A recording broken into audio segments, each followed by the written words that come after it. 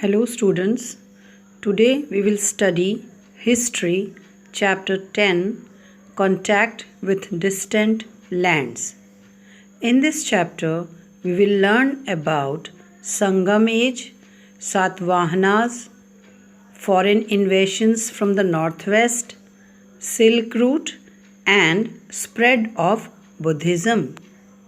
Students, as we have discussed that trade contacts with distant lands occurred from a very early time in the history of India, and it saw rapid growth and expansion during and after the 6th century. So let's start Sangam Age. The word Sangam means Sangha or assembly. About 2200 years ago, 3 assemblies were held where Tamil poets and scholars gathered and shared their expertise. Means they deliver their information to each other. The third and the most important assembly was held at Madurai during the reign of the Pandyas. So, the Sangam period is considered as the golden age of Tamil literature. Over 2000 poems were composed in Tamil, and these poems were later compiled into many books. And this is known as Sangam literature. This literature tells us about the society and culture of that period. The Sangam texts are the earliest work of Tamil literature available to us today. Now, in detail about Cholas. Karikala was the most famous king of Chola Empire, and this kingdom was situated in the Kaveri Delta. Its capital is at Urayur. Was also known as Chola. The Cholas king Karikala attacked Sri Lanka and captured parts of the island. He also built the Kallanai Dam on the Kaveri River. Puhar or Kaveripattinam was an important port town of the Cholas. Now about Cheras. The Cheras were also known as Kerala Putras because they ruled over Kerala and parts of Tamil Nadu, and they also had good trade relations with the Greeks. Their capital was Vanji. Mujiris was the main port of the Cheras. Now about Pandyas. The Pandyas ruled from Madurai, which was also their capital, and the port of Korkai was one of the chief port of the Pandyan kingdom. They also have had trade relations with the Greeks and Romans. So, students, all the 3 kings encourage trade and commerce. So, the southern half of India is marked by its longest coastline along with hills, plateaus and river valleys. The kings who control the river valleys and the coasts become rich and powerful because the revenue they collect that they use to maintain a large army and their administration.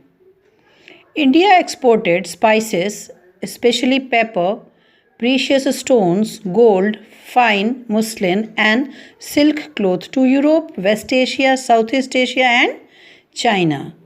Pepper was particularly valued for its taste and its medicinal properties in the Roman Empire. So that is why it was known as black gold. The Roman ships visited the port of Arikamedu to exchange goods. About Satavahanas. Around 200 years later, a dynasty known as the Satavahans became dominant in the Deccan region of India. They were also called the Andhras in the Puranas. The Satavahanas issued coins with the images of their rulers. They supported Brahmanism as well as Buddhism. The greatest ruler of the Satavahanas was Gautamiputra Shri Satakarni. He and other Satvahana rulers were known as Lords of the Dakshina Patha, means the route leading to the south. They had external trade contacts with Arabia, Egypt, and Iran from the western coast, and with Burma and Malaya from the eastern coast. Foreign invasions from the northwest. The Indian subcontinent became susceptible to foreign invasions after the decline of the Mauryan Empire. Indo-Greeks, the Greek rulers of Bactria, were the first to cross the northwestern border of India. The most famous Indo-Greek ruler was Menander, who ruled in the first half of 2nd century during 165 to 145 BCE. The Indo-Greek coins included inscriptions in Greek as well as Kharoshthi. Sakas. The Sakas were a nomadic tribe from Central Asia who established themselves in the north and northwestern parts of India when they were forced out of their homeland. They defeated the Indo-Greeks and established themselves in 5 different regions. Rudradaman was the most famous ruler of the Sakas. Parthians. The rule of Parthians overlapped with the Sakas. They came to India from Iran and ruled over a small territory in northwestern India in the 1st century CE. Gonopharnes was the most important Parthia ruler. Kushanas. The Kushanas succeeded the Parthians. Kanishka was the most influential king of Kushana dynasty. He made Purushapura as the capital of his empire. He patronized Buddhism and built many monasteries for Buddhist monks and nuns. The Kushanas were amongst the earliest rulers of the subcontinent to issue gold coins. Silk route. The Chinese first discovered the technique of making silk. Its glossy colors, vibrant and smooth texture make it a highly valued fabric in many societies. Some people from China traveled to distant lands and carried silk with them. The paths that were followed by the traders came to be known as the Silk Route. The Silk Route became the most important trade route spread of Buddhism. The first step in the spread of Buddhism was due to missionary activities of Emperor Ashoka. As we have already discussed it in the previous chapters, so Asoka and Kanishka both sent missionaries and religious scholars to Central Asia to spread Buddhism. So Buddhism became very popular and spread throughout Central Asia, China, Sri Lanka, Myanmar, Thailand and other parts of Southeast Asia, including Indonesia. Later on it spread to Japan and Korea. Pilgrims visiting from China.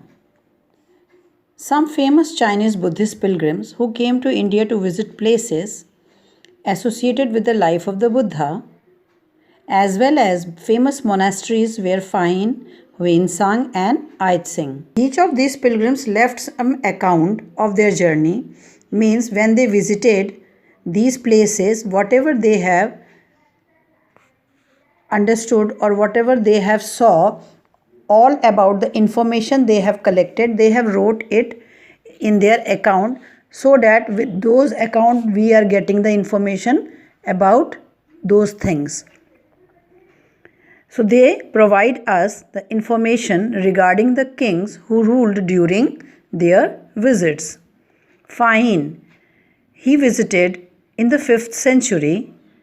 At that time, the ruler was famous Gupta ruler Chandragupta. He also gave us lots of information in his account about the monasteries and the temple architecture. Huensang, he also visited India in the 7th century CE At that time, the ruler was Harshvardhana, and Hwensang was stayed in India for 14 years, 14 years, and he described the educational system in his book C.U. Ki. He is also known to have studied in the famous Nalanda University.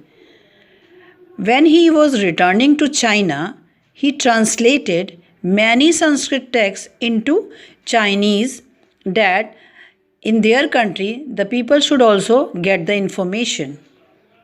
Ayat Singh came to India via Sumatra to study Sanskrit.